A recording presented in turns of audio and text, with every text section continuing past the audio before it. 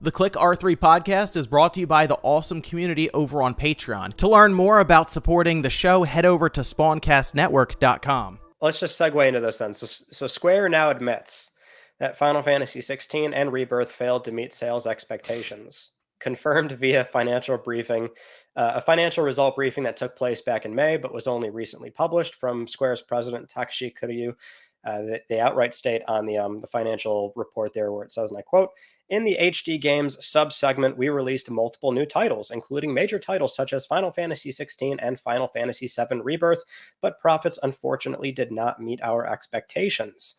Now, the thing with 16, of course, came out a little bit, well before Rebirth. The initial language they were giving that game at the time was that, yeah, it did good. But it seems like it did not have the sales legs that it did. Rebirth is a different example here, though, because the game just came out. That's back in February. So to already walk away with this saying it didn't meet expectations and kind of goes back to this vicious cycle of Square news, which is everything they put out seemingly cannot do what they're looking to get. But the missing context there is always, if you're going to be, risking millions of dollars in video game development and you're only making a 5% return, you can just put that money into the stock market or something and just into a CD. You can put it into a CD. So, I mean, I know it's like fun to clown on Square, but they do have to make more than like 8% on these games, So it's interesting, right? Because obviously FF7, there's a lot that can be said about them remaking such a beloved franchise, and Rebirth's kind of the big entry where you leave Midgard. 16 also, I think, represents a very interesting thing for Square, and that I think that's them actually acknowledging that maybe Final Fantasy is seen by many as stale or not a big household name, and they're making a genuine attempt of like, here's a more global, action combat style game, and we're actually trying to do something different with Final Fantasy, and both these things aren't really landing, so it's weird. They're kind of in a rock and a hard place. I almost feel in a way bad for Square. I would love to know why their expectations are never met. You could argue that so there's some sort of fiduciary obligation, in fact, to make reasonable expectations that you would surpass so that you don't injure your own company by constantly releasing quarterly reports saying that your games don't meet expectations. You're not supposed to just say that out of nowhere. You're supposed to have lots of data and sales numbers and historical data and all the rest and prognosticate about what is going to happen. And why are you always wrong? That's like a question that's, I think, actually pretty important to ask. And why are your expectations, why do they seem so out of whack? Capcom celebrates selling 2 million units of Street Fighter 6 over like a year or something like that.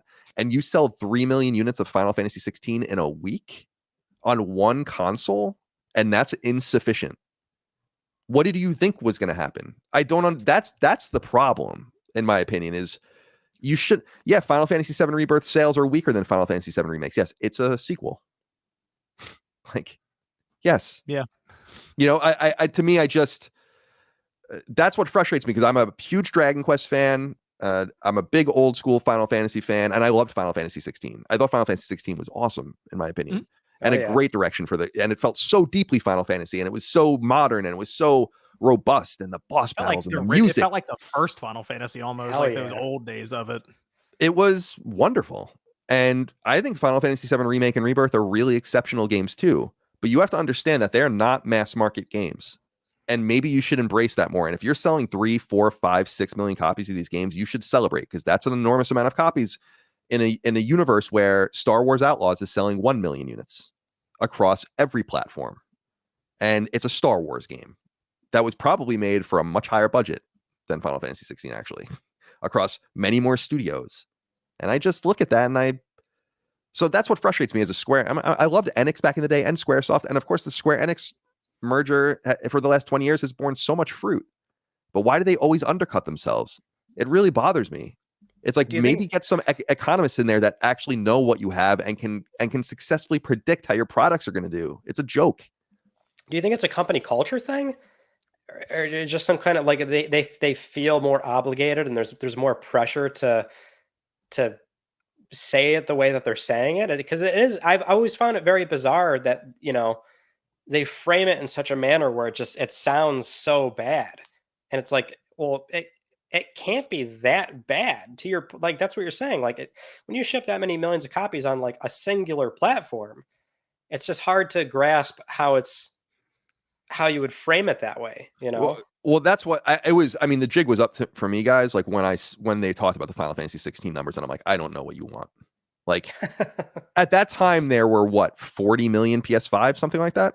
3 million people bought your game. You're Final Fantasy. You're not Madden. You're not Uncharted. You're not Halo. That's pretty good. I know Final Fantasy 15 sold really well, but people have to remember that game was long in development, heavy marketing cycle on multiple consoles at a different time in the games industry at a cheaper price. Like, I get annoyed for them because they should be very comfortable. You look at companies like Bandai Namco, and I even look at Koei Tecmo and other companies where I'm like, these guys know exactly what they are, and they make money and they quietly kind of churn, and they don't have these outrageous expectations. And it's what I said earlier, like, and you noted it, Ryan, was you make yourselves look so bad when you release these statements. And if I were internal there, if I were working for the CFO or something, I'd be like, don't we have some sort of fiduciary obligation to make reasonable expectations that we can surpass? Like, aren't we hurting ourselves? Like, and in fact, by making these outrageous expectations, we're hurting our company instead of making more reasonable expectations that maybe aren't as flashy and exciting, but that will actually surpass. And then we can release a positive press release and grow. And just wait, man, until Dragon Quest 12, which will not meet expectations. Kingdom Hearts 4 will not meet expectations. The Final Fantasy Tactics remake or whatever they're doing with that won't meet expectations. Final Fantasy 9 remake won't meet expectations. It's just it's a joke. And it really goes all the way back to Rise of the Tomb Raider. Like, if you can track it all the way back to that and just how many times they've said it since that point. That does seem like that was the first one, the first game that sort of... Even the original, like just that Tomb Raider series in general. I mean, obviously they got rid of the IP. Like, they weren't very happy with it, just in general, and I guess the development costs. But the original, like Tomb Raider 2013, when they did the whole reboot, sold a few million copies early on, but then over time it ends up at like 12 million copies because they keep repackaging it, reselling it, putting it on other systems, even putting it then on the next generation. They're going to do that with 16, and they'll probably come out of it someday like, oh yeah, we ended up at like 11 million copies of 16. And it's like they're going to put it on, just put it on PC. They're probably going to get on Xbox. They've already talked about it. TGS, we want to get it there. And I mean, if they can do it on the next system with Nintendo, they probably put it there too. Maybe they'll get it on phone someday. Like, they're going to do this long running release of 16. I don't know what's going to happen with that remake series, because I think they're tied at the hip with Sony, and at least until it's complete and it's done, and then so many years have passed. But 16 I feel like that's going to end up 10 million plus in its lifetime at someday, just like 15, where that was just a long tail and it just kept releasing, and they did DLC, and then they canceled DLC, and then they repackaged it. It'll be everywhere. They'll push 16, I'm sure. My question is, what's the strategy for them with 17? Do they keep going action based, or do they change things up once again and maybe try to incorporate turn-based with action again? Kind of like we see that Expedition 33, which I think looks awesome. It really does look awesome. Looking game, right? Yeah, it really does. But leaning into kind of that Lost Odyssey look, where it's like up close and personal at times when you're attacking with the turn-based elements and kind of like time-based attacks. I'm trying to figure out if that's kind of what they do with 17, because they do. I think they need to come up with something for 17 that does feel genuinely different. And I know they just did the dark and brooding stuff with 16. I almost wonder if they try to lighten things up slightly, like maybe a Final Fantasy X kind of approach, where obviously there's a lot of deep meaning to that game, but you see it and it's like this tropical setting and it's very bright and colorful. Maybe even something as small as that, shifting the tone and the environment would freshen it up a bit and feel like a big change. We'll see, man. I hope you're right. And I think you are. That Final Fantasy 16 will ultimately find its way. I mean, they're openly talking about the Xbox port, like, which is so funny, and like how they want to do it. And there's probably, who the hell knows what's going on with that game. But it's like when you read things, it's like, Foam Stars didn't meet expectations. It's like, guys, big shock. What were your expectations for Foam Stars? Do you want to tell me that? God, I have to imagine Sony gave them some, like, a decent amount for that to even. Oh yeah. I don't know. That's what a weird game. What a weird project that ended up being. That screams to me like we have this thing half developed. We don't know what we're going to do with it.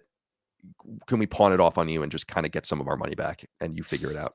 You know, Yeah, I think that's a lot of what comes to PS Plus and what comes to Game Pass and all that. And so I wouldn't be surprised if that was the case there, where we don't know what we're gonna do with this thing. This thing is gonna bomb.